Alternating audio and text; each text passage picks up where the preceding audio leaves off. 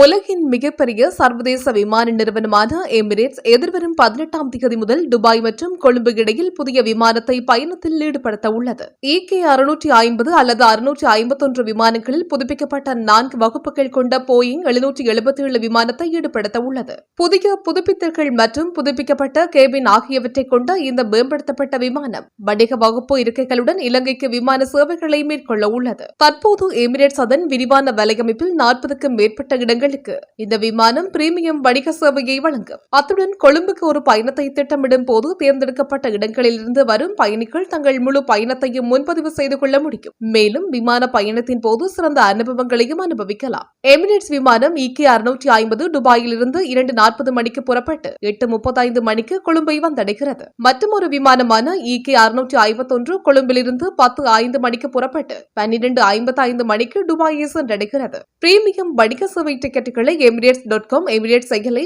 Online பயண முகவர்கள் மற்றும் எமிரேட்ஸ் டிக்கெட் விற்பனை நிலையங்களில் முன்பதிவு செய்யலாம்.